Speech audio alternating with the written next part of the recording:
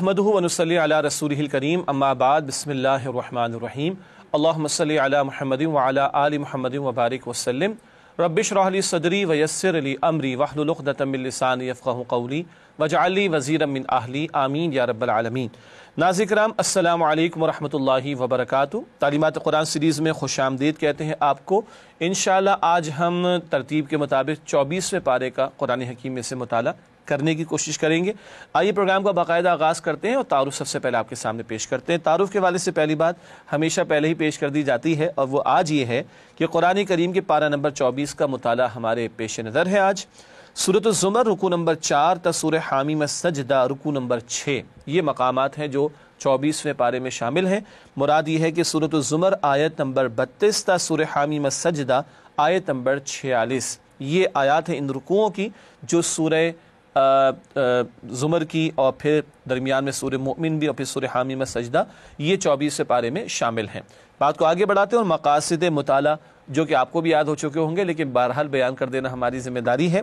पारा नंबर 24 की आयत के मज़ामीन का जायज़ा लेंगे, एक ओवरव्यू आता है और आयत बायत तज़िया पेश करते हैं, फिर मुंतखब आयत का मुताला वो भी आपके सामने रखा जाता है और ज़ेर मुताला आयत में बयान शुदा अहम अवामिर व नवाही का तस्करा डूज़ एंड डोंट्स। याद रहे कि हम पहले कई मरतबा जिक्र कर चुके हैं क्योंकि खालिस फ़िक़ही एतबार से अहकामात का बयान नहीं कर रहे बल्कि जो करने के काम हैं कहीं हुक्म के दर्जे में कहीं तरगीब के दर्जे में उनका जिक्र करते हैं और जिन कामों को मना किया गया जिससे बचने की तलक़ीन की गई है उनको अवामिर और नवाही डूज़ एंड डोंट्स की शक्ल में आपके सामने बयान करते हैं। नाज़रीन किराम सूरह ज़ुमर के मज़ामीन का तज़किया आपके सामने रखते हैं। आपके इल्म में है कि 23वें पारे के अख्तिताम पर इस सूरत का आगाज़ हुआ था और ये सूरत 24वें पारे में जाकर मुकम्मल होती है। तो पहले मज़ामीन का ओवरव्यू आपके सामने रखते हैं। पहली 8 आयात में तौहीद बारी ताला का तज़किरा है, फिर आयत 9 तक 37 अच्छा और बुरा किरदार बयान हुआ है और आयत 38 तक 52 मुश्रिकीन के बातिल नज़रियात का रद्द किया गया है। ये अहम मौज़ूआत इस सूरत के। अब आइए सूरह ज़ुमर की वो आयत जो 24वें पारे में शामिल हैं उनका तज़किया आयत ब आयत आपकी खिदमत में पेश करते हैं। सूरह ज़ुमर की आयत नंबर 53 तक 63 अल्लाह की तरफ पलटने का बयान और इनमें से कुछ आयत का मुताला बाद में भी करेंगे और बड़ी ही खूबसूरत बातें इस मकाम पर आई रुजू इल्लाह के लिए, तौबा करने के लिए, अल्लाह की मग़फ़रत का हुसूल, अल्लाह की तरफ पलटना, इसकी तवज्जो दिलाई गई। फिर आयत 64 तक 66 बातिल के साथ समझौते की ज़ोरदार नफ़ी। मक्की सूरत है सूरह ज़ुमर और नबी अकरम सल्लल्लाहु अलैहि वसल्लम और अहले मक्का कुरैश के दरमियान मुश्रिकीन के दरमियान गोया कशमकश जारी है। इस ताल्लुक़ से अहले ईमान को रहनुमाई दी जा रही है कि बातिल से कोई समझौता कोई कॉम्प्रोमाइज़ नहीं हो सकता। आयत 67 तक 75 अहवाल क़यामत कल के मनाजिर का तस्करा है और किस तरह अहले जन्नत को ले जाया जाएगा, किस तरह अहले जहन्नम को ले जाया जाएगा, इसका तस्करा भी इस मकाम पर आखिर में सूरत के किया गया है। तो यूं नाज़रीन किराम सूरत के आखिर में अहवाल क़यामत का तस्करा है। ये तो है सूरह ज़ुमर के मज़ामीन का तज़किया जो हम आपके सामने एक ओवरव्यू की सूरत में रखते हैं। अब आइए सूरत की आयत का तज़किया जिसको हम जायज़ा कहते हैं और आयत ब आयत तज़किया आपके सामने रखते हैं। तो वो आयत सूरह ज़ुमर की जो 24वें पारे में शामिल है अब उनका जायज़ा आपकी खिदमत में पेश कर रहे हैं। सबसे पहले आयत 32 तक 35 दो किरदार और उनका अंजाम। बात सादा सी है, एक वो किरदार जो अल्लाह का फरमाबरदार, दूसरा वो जो अल्लाह का नाफरमान। दोनों के आमाल अलहदा तो दोनों के नताइज भी बिल्कुल मुख्तलिफ होंगे। आयत 36 से 37 क्या अल्लाह बंदे के लिए काफ़ी नहीं? सुबहान अल्लाह, अल्लाह पर तवक्कुल करने की तालीम दी जा रही है। आयत 38 से 40 खुद साख्ता माबूद बे इख्तियार और लाचार, वो मखलूक हैं, हाथों से बनाए हुए बुत भी तुम्हारे बनाए हुए तो मखलूक ही ठहरे ना, अल्लाह खालिक है, उसको छोड़कर इन माबूदों को पुकारते जो लाचार हैं। आयत नंबर 41 दाई की जिम्मेदारी हक पहुँचाना है, मनवाना नहीं है। फिर आयत नंबर 42 ज़िंदगी और मौत अल्लाह के हाथ में है, चुनाचे बंदे को अल्लाह ही से डरना चाहिए, किसी और शय से नहीं। इसके बाद आयत 43 से 44 शिफात अल्लाह ही के इख्तियार में है। आयत 45 से 46 आमाल की जवाबदही से बचने के लिए शिर्क का सहारा कि फ़लाँ छुड़ा लेगा, फ़लाँ बचा लेगा, इसलिए हम फ़लाँ की परस्तिश और पूजा पाठ करते हैं, माअज़ल्लाह। आयत 47 से 48 रोज़े क़यामत कोई फ़िदिया सज़ा से न बचा सकेगा, ना माल काम आएगा, ना औलाद, ना कोई और शय। हर बंदे को अपने अमाल का जवाब खुद देना है और उसी के मुताबिक उसके नताइज उसके हाथ में होंगे। آیات 49 تا 52 اللہ کا احسان اور انسان کی ناشکری، اللہ کی عنایات بے شمار مگر بندے ناشکری پر اڑے رہتے ہیں۔ آیت نمبر 53 قرآن حکیم کی سب سے زیادہ امید افزا آیت، جس میں گناہ گاروں کو بھی بتایا جا رہا ہے کہ اللہ کی رحمت سے مایوس نہ ہونا۔ پھر آیت نمبر 54 تا 55 عذاب آنے سے پہلے سچی توبہ کر لو، مہلت ہے، مہلت سے فائدہ اٹھاؤ، رجوع اللہ کی طرف کر لو، اس کی رحمت کے مستحق بن جاؤ گے۔ آیات 56 تا 59 توبہ نہ کرنے والوں کی حسرت، یہ حسرت قیامت کے دن ہوگی، مگر قیامت کے دن حسرت کا کوئی فائدہ نہیں۔ کاش ہمیں ایک موقع مل جائے، کاش ہم نیک بن جاتے، کاش ہم حق قبول کر لیتے، اس دن کوئی فائدہ نہ ہوگا۔ آیات 60 تا 61 روز قیامت اچھا اور برا انجام، ذکر پہلے بھی آیا، دو الگ کردار تو نتائج بھی مختلف ہوں گے۔ پھر آیات 62 تا 63 اللہ پر بھروسہ ہر مشکل سے نکال دیتا ہے، جو ایک کا ہو جائے وہ سب سے پھر آزاد، وہ ایک سجدہ جسے تو گراں سمجھتا ہے 1000 سجدوں سے دیتا ہے آدمی کو نجات۔ اس کے بعد آیات 64 تا 66 باطل کے ساتھ سمجھوتے کی زوردار نفی پھر اس مقام پر ہے۔ آیات 67 تا 70 قیامت کے مناظر، کیا کچھ پیش آئے گا، کیا کیا کیفیات ہوں گی اہل جنت کی، اہل جہنم کی، ان کا تذکرہ۔ آیات 71 تا 72 کافروں کی جہنم کی طرف روانگی، دھکیلا جائے گا جہنم کی طرف ان کو، اللہ ہمیں محفوظ رکھے۔ آیات 73 تا 74 متقیوں کی جنت کی طرف آمد، مہمان کی طرح ان کا استقبال کیا جائے گا، اللہ ہمیں ان میں شامل فرمائے۔ اور آخر میں آیت نمبر 75 فرشتوں کے درمیان اختلافات کا فیصلہ، بڑا عجیب نکتہ ہے، فرشتے بھی رائے رکھتے ہیں، ان میں کوئی اختلاف رائے تھا تو اس کے بارے میں بھی اللہ کل فیصلہ فرما دیں گے، اور یہ آخری فیصلہ ہوگا جو کل قیامت کے دن ہو رہا ہوگا۔ ناظرین کرام، الحمدللہ سورہ زمر کی آیات کا جائزہ آیت بآیت آپ کے سامنے رکھا گیا۔ اس کے بعد اب چلتے ہیں ترتیب کے مطابق سورہ زمر کی منتخب آیات کے مطالعے کی طرف۔ سب سے پہلے جس آیت کا انتخاب کیا گیا وہ سورہ زمر کی آیت نمبر 36 ہے۔ موضوع اس کو ہم نے دیا ہے کیا اللہ کافی نہیں ہے؟ بڑا پیارا مقام ارشاد ہوا، الیس اللہ بکاف عبدا ویخوفونک بالذین من دونی ومن یضلل اللہ فما لہ من ہاد۔ ترجمہ، کیا اللہ اپنے بندوں کے لیے کافی نہیں اور یہ آپ کو اللہ کے سوا اوروں سے ڈراتے ہیں، اور جسے اللہ گمراہ کر دے اسے کوئی ہدایت دینے والا نہیں۔ یہ آیت نمبر 36 کا ترجمہ ہوا۔ یہ جو جملہ پہلا آیا تھا نا، کیا اللہ اپنے بندے کے لیے کافی نہیں، آئسولیشن میں، تنہائی میں اس جملے کو اپنے سامنے میں اور آپ رکھیں، کس قدر یعنی کہ انسان کو سہولت ہو جاتی ہے، فکروں سے آزاد ہو جائے گا۔ نفع کا مالک کون؟ اللہ۔ نقصان کا اختیار کس کے پاس؟ اللہ کے پاس۔ کل کائنات کا اختیار کس کے پاس؟ اللہ کے پاس۔ تو باقی کسی سے امید کیا رکھنا ہے، ڈرنا کیا؟ کیا اللہ بندے کے لیے کافی نہیں؟ میں اور آپ اپنے گھروں کے لیے سوچیں، اپنے شہر کے لیے سوچیں، اپنے ملک کے لیے سوچیں، اس امت کے لیے سوچیں، کیا اللہ کافی نہیں ہے؟ اللہ تو علی کل شیء قدیر ہے۔ مسئلہ ہمارے ایمان کی کمی کا ہے، وہ یقین آج پیدا نہیں ہو رہا، ورنہ اللہ ہی کافی ہے بندے کے لیے۔ اور یہ تو ان سے ڈرانے کی کوشش کر رہے جھوٹے معبودوں سے جو کوئی حیثیت و کوئی اختیار نہیں رکھتے، مکھی بھی پیدا نہیں کر سکتے۔ سورہ حج کی ایک آیت کے مطابق بتایا گیا جسے اللہ گمراہ کر دے اسے کوئی ہدایت دینے والا نہیں۔ ہدایت کا کل اختیار اللہ کے ہاتھ میں ہے۔ اللہ ہر گمراہی سے ہم سب کو محفوظ رکھے، اور اللہ ہم سب کو ہدایت پر استقامت عطا فرمائے۔ اس کے بعد اگلی آیات کی طرف چلتے ہیں۔ سورہ زمر کی آیات ہیں 53 تا 55، جس کا موضوع ہم نے منتخب کیا ہے یا مقرر کیا ہے، رحمت کے مستحق کیسے بنے۔ ارشاد ہو رہا ہے اس مقام پر قرآن حکیم میں، قل یا عبادی الذین اسرفوا علی انفسہم لا تقنطوا من رحمت اللہ ان اللہ یغفر الذنوب جميعا انہ هو الغفور الرحیم وانیبوا الی ربکم واسلموا له من قبل ان یأتیکم العذاب ثم لا تنصرون۔ ترجمہ، اے نبی صلی اللہ علیہ وسلم کہہ دیجئے میری جانب سے کہ اے میرے بندو، جنہوں نے اپنی جانوں پر زیادتی کی ہے، اللہ کی رحمت سے نا امید نہ ہونا۔ بے شک اللہ سارے گناہوں کو بخش دیتا ہے، اور وہ تو بخشنے والا مہربان ہے۔ اور رجوع کرو اپنے پروردگار کی طرف اور اس کی فرمانبرداری اختیار کرو، اس سے پہلے کہ تم پر عذاب واقع ہو اور پھر تمہاری مدد نہ کی جائے۔ بہت ہی پیارا مقام ہے، اور آیت نمبر 53 میں جہاں ذکر آیا کہ ان بندوں سے کہہ دیجئے کہ اللہ کے وہ بندے جنہوں نے اپنی جانوں پر زیادتی کی ہے کہ اللہ کی رحمت سے مایوس نہ ہو جانا۔ اکثر اہل علم کے نزدیک یہ قرآن حکیم کی سب سے زیادہ امید افزا آیت ہے۔ وہ بندے جو اپنے آپ کو گناہوں میں ڈبا چکے ہیں، اللہ کی نافرمانیوں میں مبتلا ہیں، ان کو بھی کہا جا رہا ہے کہ اللہ کی رحمت سے مایوس نہ ہونا۔ اللہ چاہے مایوس مت ہو جاؤ، اللہ چاہے تو سارے گناہوں کو معاف کر دے۔ اللہ غفور ہے، اللہ رحیم ہے، البتہ یہ بتایا گیا اس کی رحمت کی امید بھی رکھو اور اس کا مستحق بننے کے لیے محنت بھی کرو۔ محنت کے لیے کیا بتایا؟ وَأَنِيبُوا إِلَىٰ رَبِّكُمْ وَأَسْلِمُوا لَهُ، رجوع ہو جاؤ اللہ کی طرف اور اپنے آپ کو جھکا دو اللہ کے سامنے۔ مراد کیا ہے؟ اب گناہوں کو تو چھوڑو، نافرمانیوں کو تو چھوڑو، سرکشی کو تو چھوڑو، بغاوت کو تو چھوڑو، اس کے ہو رہو، جھکا دو اپنے آپ کو، مسلم ہو جاؤ، فرما بردار ہو جاؤ۔ اللہ تمہاری سچی توبہ ہوگی تو قبول فرما لے گا، سارے گناہوں کو معاف کر دے گا۔ اللہ مجھے اور آپ کو ہمیں سچی پکی توبہ کی توفیق عطا فرمائے۔ رحمت سے مایوس نہیں ہونا، مگر رحمت کا مستحق بننے کے لیے رجوع اور مسلم ہو جانا، یہ بھی شرط اس مقام پر بیان کی گئی۔ اسی تسلسل میں اگلی آیت ہے، رحمت کا مزید مستحق بننے کے لیے بتایا جا رہا ہے، اور یہ آیت نمبر 55 ہے سورہ زمر کی۔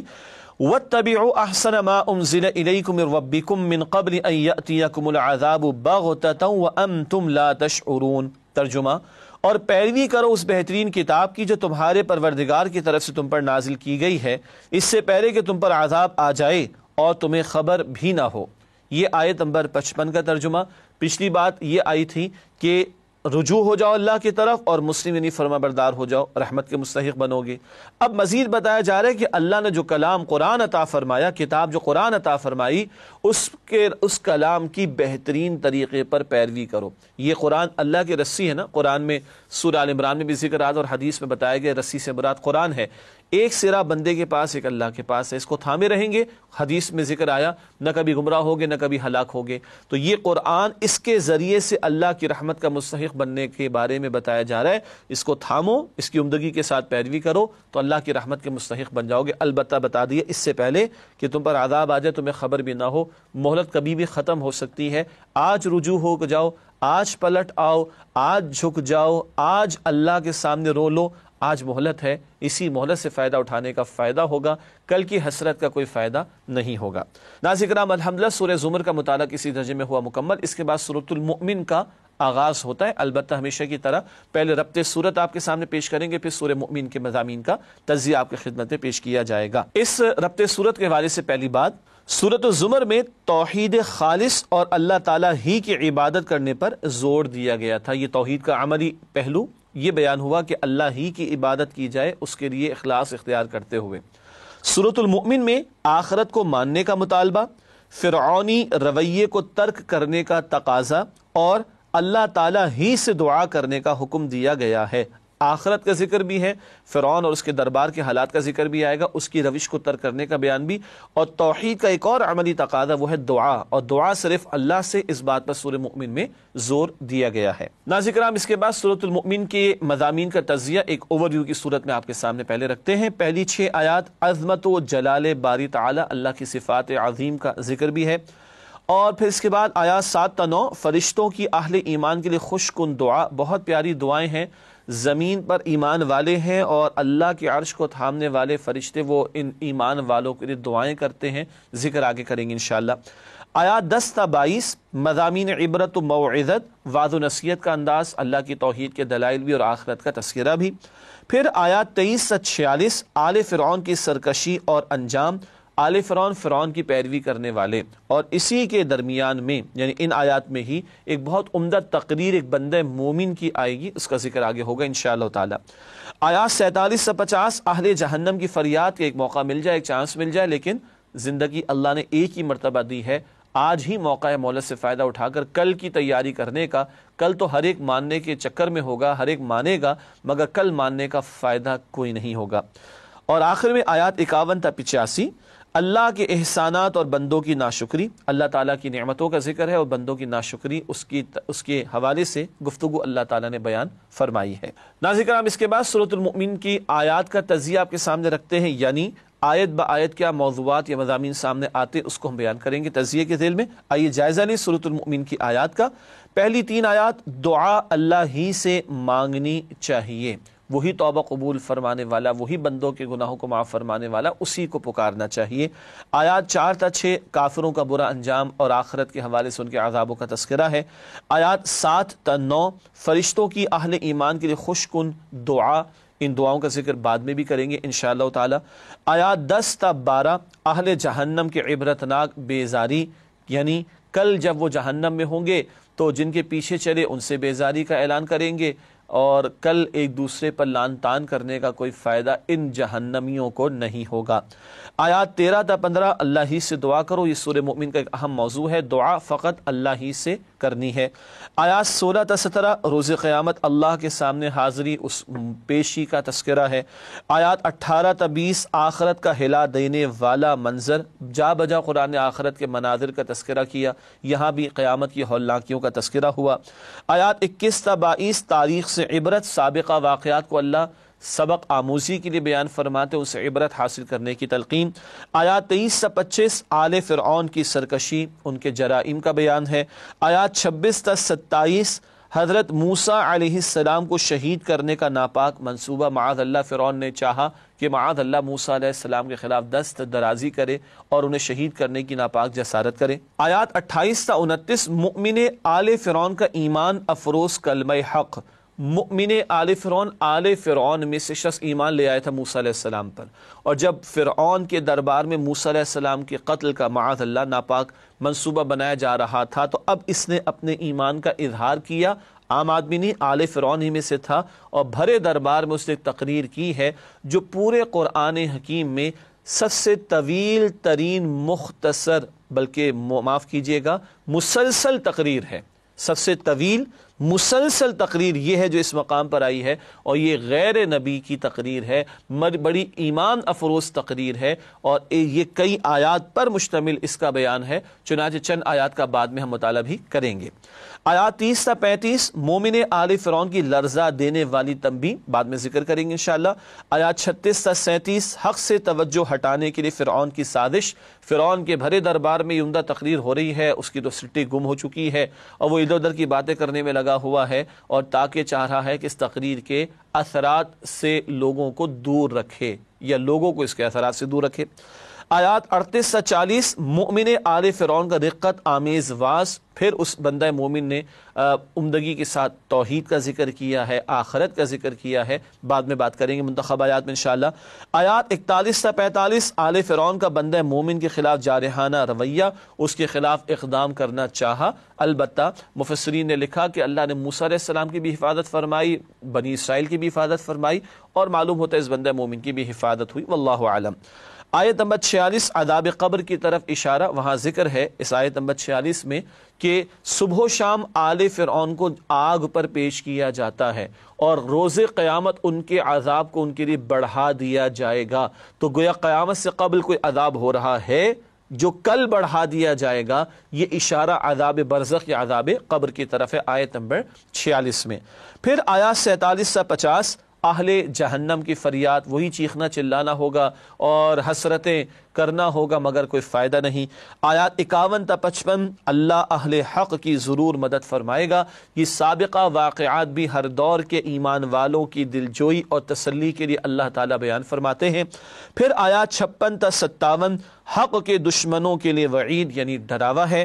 آیات 58 تا 59 اللہ کے باغی اور اللہ کے وفادار برابر نہیں، دونوں کے اعمال مختلف ہیں تو کل دونوں کے نتائج بھی مختلف ہوں گے۔ پھر آیت نمبر 60 اللہ کا حکم ہے کہ مجھے پکارو، توحید کا ایک عملی تقاضا بار بار سورۃ المؤمن میں آیا کہ دعا اللہ سے، اس مقام پر اللہ کو پکارنے کا اور اللہ ہی سے دعا کرنے کا حکم۔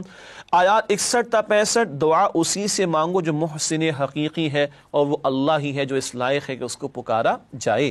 آیت نمبر 66 باطل کے ساتھ مصالحت نہیں ہو سکتی، کمپرومائز کرنے سے روکا جا رہا ہے کیونکہ حق و باطل کی کشمکش اور کشاکش وہ جاری ہے۔ آیات 67 تا 68 غور کرو اللہ انسان کو کیسے تخلیق کرتا ہے، کائنات تو بہت بڑی شے ہے، بہت بڑی شے ہے، یہ حضرت انسان میں اللہ کی معرفت کی نشانیاں بہت ساری موجود۔ آیات 69 تا 77 جھٹلانے والوں کا برا انجام ذکر ہوا۔ آیت نمبر 78 معجزہ اللہ ہی عطا کرتا ہے، یہ نبی اکرم علیہ السلام سے بھی مطالبات کرتے تھے مشرکین مکہ، بتا دیا گیا آیات یعنی نشانیاں عطا کرنا، معجزہ عطا کرنا وہ اللہ کے اختیار میں ہے۔ آیات 79 تا 81 چوپائے اللہ کی بہت بڑی نعمت ہیں، ان کا دودھ بھی استعمال ہوتا ہے، سواری کے لیے بھی استعمال ہوتے ہیں، اسی طریقے پر ان کی گوشت کو استعمال کیا جاتا ہے، ان کی کھال کو استعمال کیا جاتا ہے۔ بہت ساری نعمتیں ایک ان جانوروں میں اللہ سبحانہ وتعالیٰ نے رکھ دیں۔ اور آخر میں آیات 82 تا 85 مشرک قوموں کے انجام سے سبق حاصل کرو۔ سابقہ اقوام فقط قصے کے طور پر ان کے واقعات کو نہیں بیان کیا جاتا بلکہ عبرت اور سبق آموزی کے لیے بیان کیا جاتا ہے۔ ناظرین کرام، الحمدللہ سورہ مؤمن کی آیات کا تجزیہ بھی آیت با آیت آپ کے سامنے رکھ دیا گیا۔ ایک وقفہ لیتے ہیں اور اس کے بعد انشاءاللہ آپ سے ملاقات ہوتی ہے۔ السلام علیکم ورحمۃ اللہ وبرکاتہ۔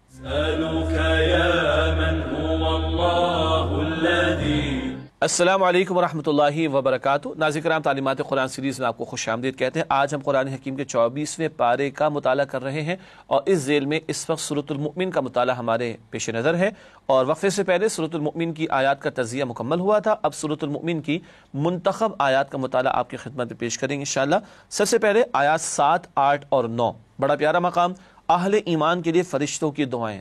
اللہ اکبر، اللہ کی شان کریمی دیکھیے، بندوں کی کس قدر کرتا ہے۔ تم نیکیاں ادھر کر رہے ہو، توبہ استغفار زمین پر کر رہے ہو، ادھر آسمانوں سے اوپر سبحان اللہ کے عرش کو تھامنے والے فرشتے دعائیں کر رہے ہیں۔ ارشاد ہوا، الذین یحملون العرش ومن حولہ یسبحون بحمد ربہم ویؤمنون بہ ویستغفرون للذین آمنوا ربنا وسعت کل شیء رحمۃ وعلما فاغفر للذین تابوا واتبعوا سبیلک وقہم عذاب الجحیم۔ ترجمہ، جو عرش کو اٹھائے ہوئے اور جو اس کے گردا گرد حلقہ باندھے ہوئے ہیں یعنی فرشتے، وہ اپنے پروردگار کی تسبیح اس کے حمد کے ساتھ کرتے رہتے ہیں اور مؤمنوں کے لیے بخشش مانگتے رہتے ہیں کہ اے ہمارے رب، تیری رحمت اور تیرا علم ہر چیز کو احاطہ کیے ہوئے ہے، تو جن لوگوں نے توبہ کی اور تیرے رستے پر چلے ان کو بخش دے اور دوزخ کے عذاب سے بچا لے۔ سبحان اللہ، ایمان والے توبہ کرنے والے ہیں اور اللہ کے راستے پر چلنے والے ہیں، اگر تو عمل زمین پہ کر رہے ہیں،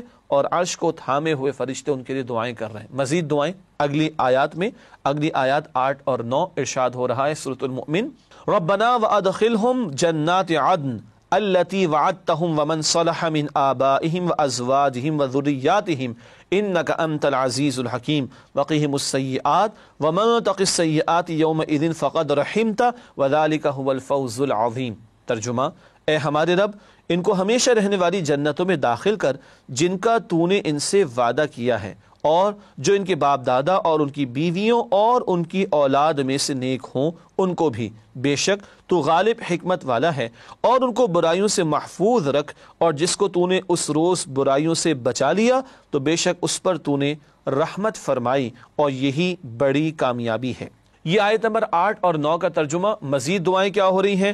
ہمیشہ ان کو اللہ جنتوں میں رکھ، جنت کے باغات میں مراد ہے کہ رکھ، اور جو ان کے باپ دادا، بیوی اور اولاد میں سے نیک ہو ان کو بھی جمع کر دے۔ سبحان اللہ، یہ آسمانوں اور ان سے بھی اوپر عرش کو تھامے ہوئے فرشتے دعائیں کر رہے ہیں زمین پر موجود اہل ایمان کے لیے۔ بہت پیارا مقام ہے، اللہ تعالیٰ کی شان کریمی ہے۔ اللہ ہمیں اس کا ادراک کرتے ہوئے ایمان پر کاربند رہنے، سچی توبہ کرنے اور اللہ ہی کے راستے پر چلنے کی توفیق عطا فرمائے۔ اگلی آیات جن کا انتخاب کیا گیا 16 تا 17 آیت نمبر ہے سورۃ المؤمن کی، آخرت کی پیشی کا بیان۔ ارشاد ہوا، یوم ہم بارزون لا یخفی علی اللہ منہم شیء لمن الملک اليوم للہ الواحد القہار اليوم تجزی کل نفس بما کسبت لا ظلم اليوم ان اللہ سریع الحساب۔ ترجمہ، جس روز وہ قبروں سے نکل پڑیں گے ان کی کوئی چیز اللہ سے مخفی نہ رہے گی۔ کہا جائے گا آج کس کی بادشاہت ہے؟ اللہ واحد قہار کی۔ آج کے دن ہر شخص کو اس کی کمائی کا بدلہ دیا جائے گا۔ آج کسی کے حق میں ظلم نہیں ہوگا، بے شک اللہ بہت جلد حساب لینے والا ہے۔ اللہ ہم سب کے حساب کو آسان فرمائے۔ ہر ایک نے پیش ہونا ہے اور کل کوئی ظلم نہیں ہوگا، اور کل بادشاہت اور کل اختیار اللہ کے ہاتھ میں ہوگا۔ اختیار آج بھی اللہ کا ہے، مگر بندوں کو عمل کے لیے تھوڑا سا اختیار اللہ نے دیا۔ کوئی خدائی کا دعویٰ کرتا ہے فرعون کی طرح، کل اللہ پوچھے گا، سب کی زبانیں بند ہوں گی، اعلان اللہ ہی کرا دیں گے کہ اللہ ہی کی بادشاہت ہے۔ آخرت کی پیشی اگلی آیات سورۃ المؤمن آیات 18 تا 19 ارشاد ہوا، وَأَنذِرْهُمْ يَوْمَ الْآزِفَةِ إِذِ الْقُلُوبُ لَدَى الْحَنَاجِرِ كَاظِمِينَ مَا لِلظَّالِمِينَ مِنْ حَمِيمٍ وَلَا شَفِيعٍ يُطَاعُ يَعْلَمُ خَائِنَةَ الْأَعْيُنِ وَمَا تُخْفِي الصُّدُورُ۔ ترجمہ، اور ان کو قریب آنے والے دن یعنی قیامت سے ڈرائیے جبکہ دل حلق تک پہنچ جائیں گے اور سب خاموش ہوں گے، اور ظالموں کا کوئی دوست نہ ہوگا اور نہ کوئی سفارشی کہ جس کی بات قبول کی جائے۔ وہ اللہ آنکھوں کی خیانت اور سینوں کی پوشیدہ باتوں کو خوب جانتا ہے۔ کل کیا ہوگا؟ قیامت کی ہولناکی۔ یہاں ترجمہ کیا کہ دل حلق تک پہنچ جائیں گے، ہم محاورے میں کہتے ہیں کلیجے منہ کو آئیں گے، شدید خوف کی کیفیت۔ اللہ ہم سب کے لیے آسانی فرمائے۔ اور کوئی کسی کو پوچھے گا نہیں، کوئی کسی کی دوستی کام نہیں آئے گی، کوئی سفارش نہیں چلے گی۔ ہاں سچی شفاعت تو ہوگی اللہ کے حکم سے، لیکن ظالموں کے لیے اور سرکشوں کے لیے بتایا جا رہا ہے کہ کوئی جھوٹی سفارش کام نہیں آئے گی وہاں پر۔ مزید بتایا کہ اللہ آنکھوں کی خیانت کو جانتا ہے اور اللہ سینوں کے رازوں سے واقف ہے۔ اللہ سب سے بچ سکتے ہیں، اللہ سے نہیں بچ سکتے۔ ہر جگہ سے چھپ سکتے ہیں، اللہ سے نہیں چھپ سکتے۔ اللہ ہم سب کے حساب کو آسان فرمائے۔ اس کے بعد جن آیات کا انتخاب کیا گیا، ناظرین کرام، شروع میں ذکر ہوا تھا اس صورت کے بیان کے آغاز میں کہ ایک ایمان افروز تقریر یہاں پر آئی ہے بندہ مومن کی، اور اسی کی نسبت سے صورت کا نام سورۃ المؤمن بھی ہے۔ کئی آیات ہیں، آیات 39 سے 44 کا ہم نے انتخاب کیا۔ آئیے سمجھتے ہیں۔ ارشاد ہوا یہ بندہ مومن آل فرعون میں سے ہے جو کہ ایمان لے آیا ہے اور بھرے دربار میں تقریر کر رہا ہے اور حمایت کر رہا ہے موسیٰ علیہ السلام کی، اور اپنی قوم کے سامنے دردمندی کے ساتھ وعظ و نصیحت کا معاملہ پیش کر رہا ہے۔ یا قوم انما هذه الحیات الدنیا متاع وان الآخرۃ ہی دار القرار من عمل سیئۃ فلا یجزى الا مثلها ومن عمل صالحا من ذکر او انثى وهو مؤمن فاولئک يدخلون الجنۃ یرزقون فیہا بغیر حساب۔ ترجمہ: اے میری قوم، یہ دنیا کی زندگی چند روزہ فائدہ اٹھانے کی چیز ہے، اور جو آخرت ہے وہی ہمیشہ رہنے کا گھر ہے۔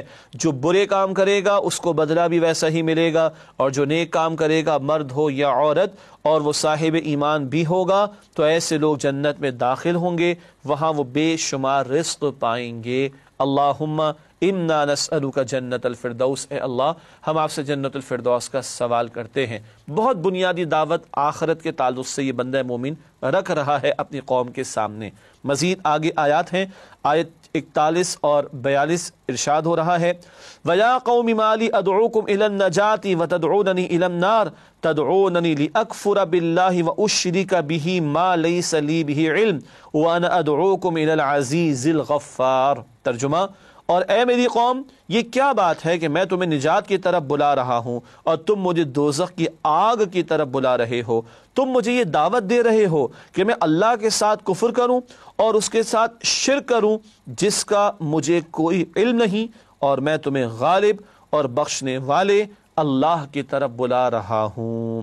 بڑی درد مندی کے ساتھ تم مجھے جہنم کی آگ کی طرف بلانا چاہتے ہو، اور میرا حال یہ کہ میں تمہیں نجات کی طرف دعوت دے رہا ہوں۔ بڑے پرسوز اور درد مندی کے ساتھ، سوز کے ساتھ اور درد مندی کے ساتھ، ہمدردی کے ساتھ یہ بندہ مومن اپنی قوم کو حقیقت سمجھانے کی کوشش کر رہا ہے۔ ان آیات کا بیان مزید جاری ہے۔ آیت نمبر 43 اور 44 میں ارشاد ہوا لا جرم ان ما تدعوننی الیہ لیس له دعوت فی الدنیا ولا فی الآخرہ وان مردنا الی اللہ وان المسرفین هم اصحاب النار فستذکرون ما اقول لکم وافوض امری الی اللہ ان اللہ بصیر بالعباد۔ ترجمہ: سچ تو یہ ہے کہ جس چیز کی طرف تم مجھے بلا رہے ہو وہ تو نہ دنیا میں پکارے جانے کے قابل ہے اور نہ آخرت میں، اور ہمیں اللہ ہی کی طرف لوٹنا ہے، اور حد سے گزر جانے والے ہی دوزخی ہیں۔ جو بات میں تم سے کہتا ہوں تم اسے آگے چل کر یاد کرو گے، اور میں اپنا کام اللہ کے سپرد کرتا ہوں، بے شک اللہ بندوں کو دیکھنے والا ہے۔ یہ ایک اور بیان اس تقریر میں، میں اپنا معاملہ اللہ کے حوالے کر رہا ہوں، تم نے جو کرنا ہے سو کر لو، گویا کہ امکان ہے کہ تم مجھے قتل کر ڈالو، لا حرج، میرا توکل اللہ سبحانہ تعالیٰ کی ذات پر ہے۔ جھوٹے معبودوں کی نفی بھی کر ڈالی، حق کا بیان بھی سامنے رکھ دیا، آخرت کی دعوت بھی پیش کر دی، اور توکل علی اللہ کا اعلان بھی کر دیا۔ بہت پیاری تقریر ہے، بہرحال مزید تفصیل کا یہاں پر موقع نہیں۔ اگلی جس آیت کا انتخاب کیا گیا وہ سورۃ المؤمن کی آیت نمبر 60، رب سے دعا کا ذکر ہے۔ ارشاد ہوا وَقَالَ رَبُّكُمُ ادْعُونِي أَسْتَجِبْ لَكُمْ إِنَّ الَّذِينَ يَسْتَكْبِرُونَ عَنْ عِبَادَتِي سَيَدْخُلُونَ جَهَنَّمَ دَاخِرِينَ۔ ترجمہ: اور تمہارے پروردگار کا فرمان ہے کہ تم مجھ سے دعا کرو، میں تمہاری دعاؤں کو قبول کروں گا۔ جو لوگ میری عبادت سے ادراہ تکبر کتراتے ہیں وہ عنقریب جہنم میں ذلیل ہو کر داخل ہوں گے۔ رب نے حکم دیا مجھ سے مانگو میں قبول کروں گا. ظاہری بات ہے دینے والی ذات بھی اللہ کی ہے، کل نفع نقصان کا مالک وہ، کل خزانوں کا اختیار بھی اللہ کے پاس، تو اسی کو پکارنا چاہیے، اسی سے مانگنا چاہیے. البتہ بتایا گیا جو میری عبادت سے تکبر کریں گے. لفظ عبادت آیا دعا کے بعد، اور یہاں عبادت کا لفظ دعا کے معنی میں استعمال ہوا. حدیث شریف میں یہ بھی ذکر ہے الدعاء هو العبادت، دعا ہی عبادت ہے. چنانچہ جو اللہ سے مانگتے نہیں وہ تکبر کر رہے ہیں. کیا سمجھتا بندہ اپنے آپ کو سیلف سفیشینٹ ہو گیا، محتاج نہیں ہے، ضرورت نہیں، اس کو حاجت نہیں. تو جو اللہ سے نہیں مانگتے قرآن کہہ رہے تکبر کر رہا، اور ایسے لوگ ذلیل ہو کر جہنم میں داخل ہوں گے. اللہ ہمیں جہنم سے بچائے اور مانگنے والا بننے کی توفیق عطا فرمائے. حدیث شریف میں تو آیا ترمذی کی روایت، جوتے کا تسمہ بھی مانگنا ہو تو اللہ سبحانہ و تعالیٰ سے مانگو. اللہ مانگنے کی، بار بار مانگنے کی مجھے اور آپ کو توفیق عطا فرمائے.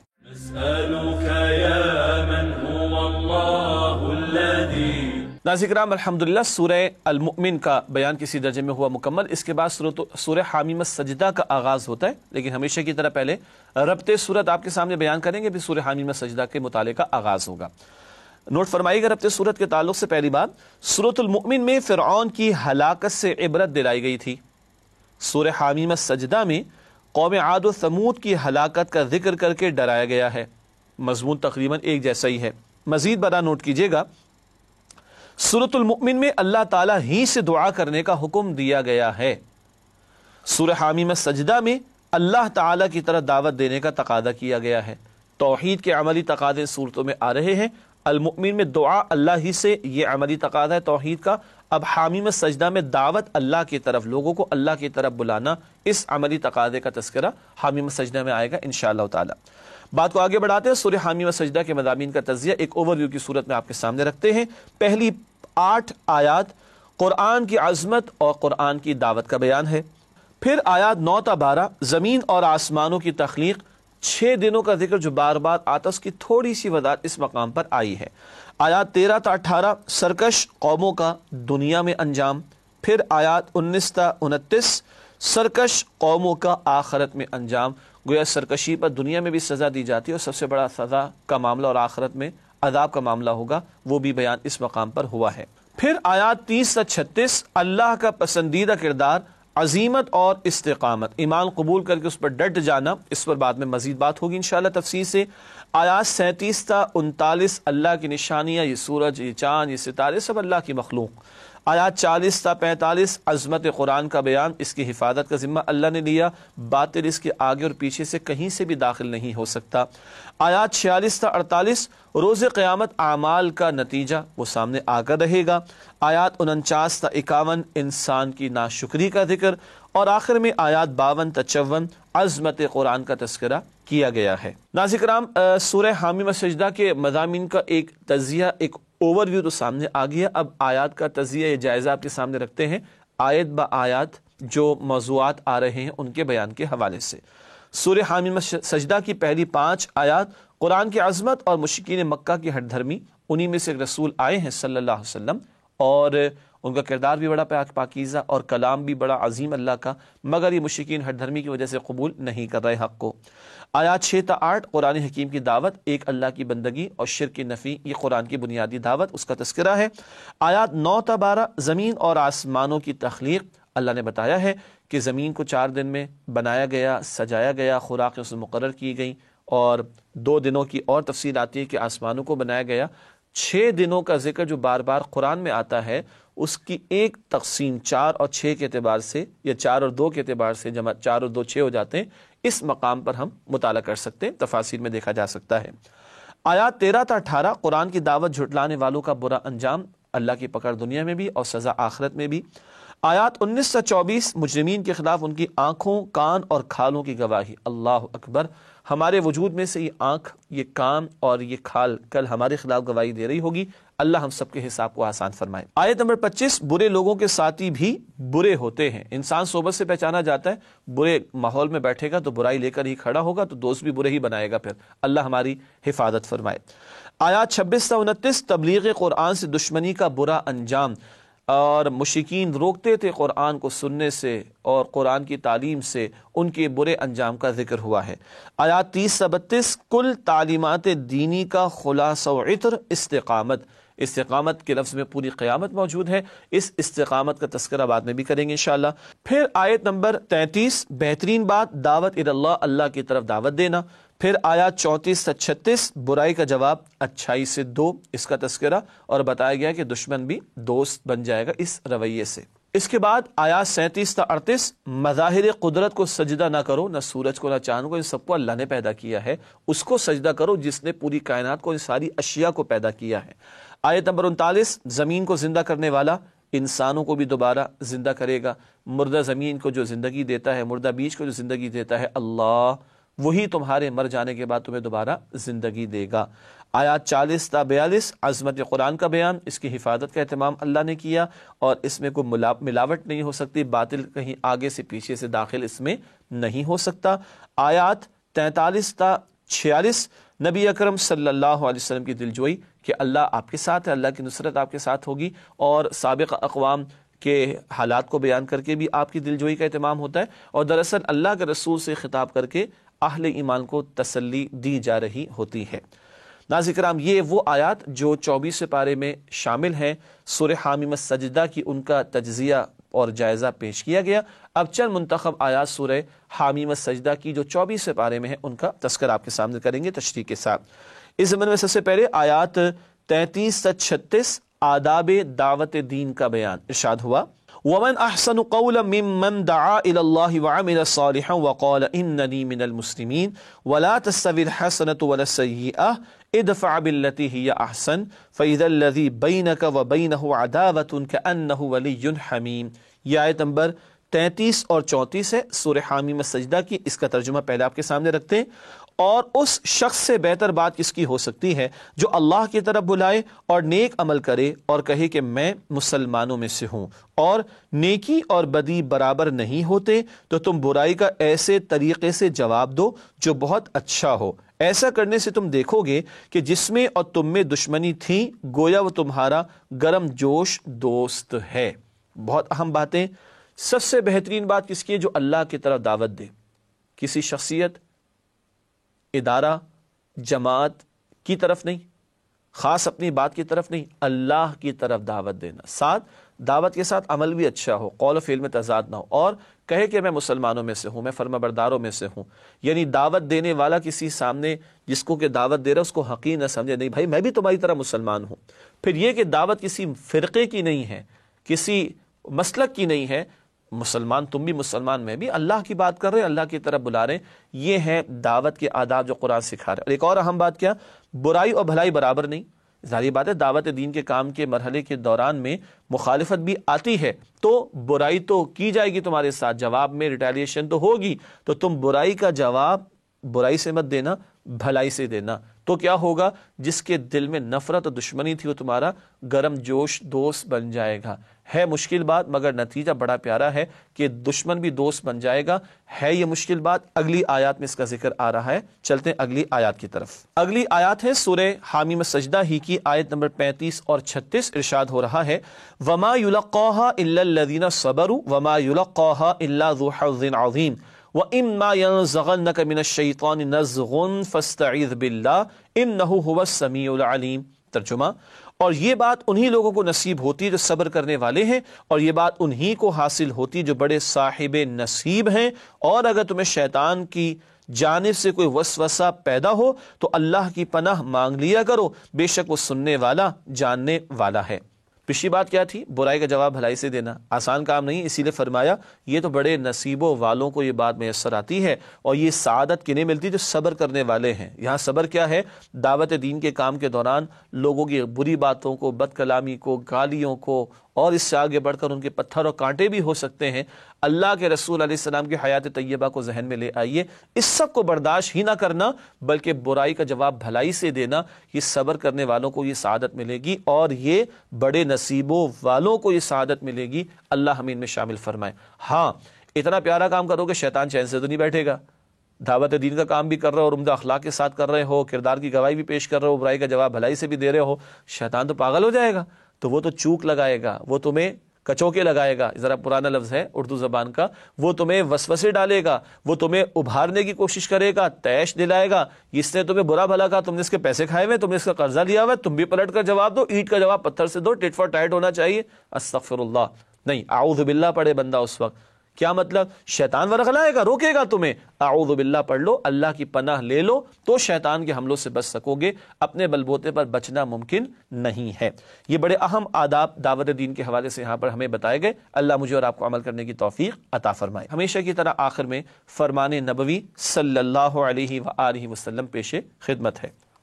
قرآن حکیم کی ایک آیت کو سمجھ لینا 100 رکعت نفل سے افضل ہے۔ ابن ماجہ کی یہ روایت ہے۔